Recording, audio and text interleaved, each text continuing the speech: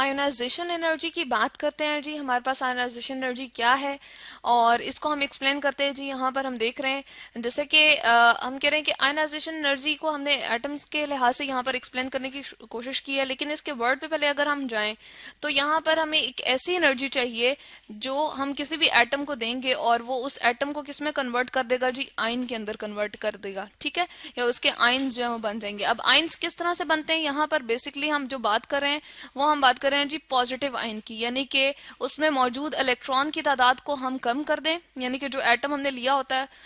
उसके अंदर जो मौजूद होते हैं हमारे पास इलेक्ट्रॉन, उसकी तादाद को कम कर दें और उसको किस में तब्दील कर दें जी, पॉजिटिव आयन के अंदर। जैसे कि यहाँ पर हम देख रहे हैं एक एटम है, ठीक है, और उसके हमने न्यूक्लियस को यहाँ पर दिखाया हुआ जी, ये एटॉमिक न्यूक्लियाई है, ठीक है, और ये जो है इलेक्ट्रॉन मूव कर रहे हैं जो ब्लू कलर के आपको नजर आ रहे हैं, इसके ऊपर जी नेगेटिव चार्ज होता है, ठीक है,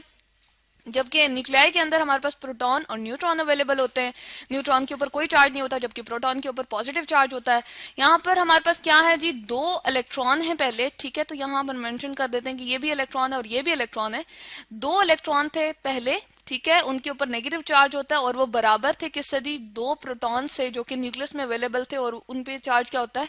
पॉजिटिव, ठीक है, तो यहाँ पर इक्वल थे। लेकिन जैसे ही हमने एनर्जी थी, ये वाली एनर्जी जो हम उसको प्रोवाइड कर रहे हैं, उसको एक कुव्वत दे रहे हैं और एक अमाउंट ऑफ एनर्जी हम उसको प्रोवाइड करते हैं। अब वो अमाउंट ऑफ एनर्जी जो है हमारे पास किस किस फॉर्म में हो सकती है, वो हीट भी हो सकती है, यानी कि हम उसको टेम्परेचर देना शुरू कर दें, वो लाइट की फॉर्म में भी हो सकती है, यानी कि हम उसको रोशनी में रख दें या उसको ढेर सारी रोशनी जो है वो दें, या फिर ऐसा भी हो सकता है कि हम उसको इलेक्ट्रिक करंट या इलेक्ट्रिसिटी जो है वो दे दें, ठीक है, तो यहाँ पर हम लिख सकते हैं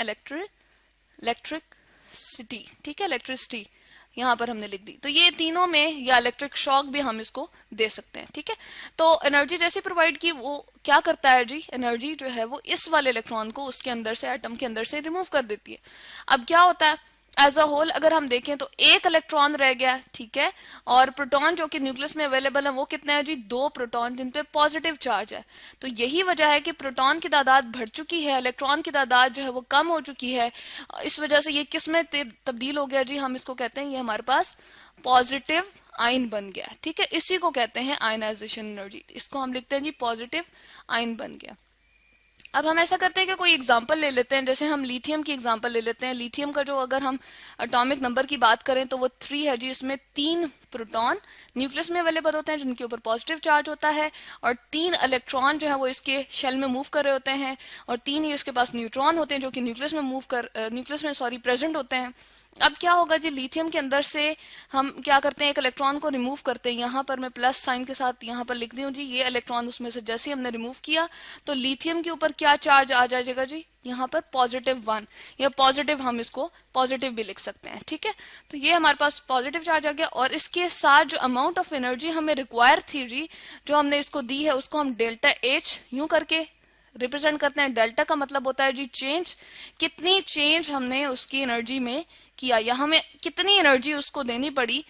कि वो अपने स्ट्रक्चर को या अपनी उस सारी स्ट्रक्चर से जो है वो चेंज हो गया, ठीक है। तो चेंज इन एनर्जी भी इसको कहते हैं, उसकी एनर्जी एज अ होल जो है वो चेंज हो गई, और वो हमें कितनी देनी पड़ी जी, यहाँ हमें प्लस साइन लिखना है क्योंकि हम ऐड कर रहे हैं, किसी चीज को बीच में शामिल कर रहे हैं। तो जब हम एनर्जी बीच में डालते हैं तो उसको प्लस साइन के साथ लिखते हैं, और यहाँ पर लिखते हैं जी 520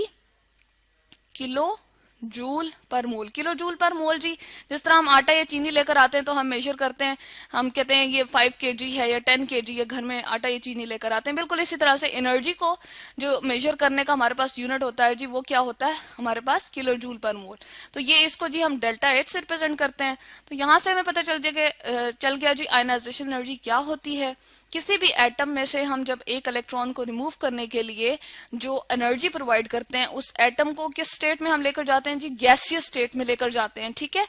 यहाँ पर मैं लिख देती हूँ,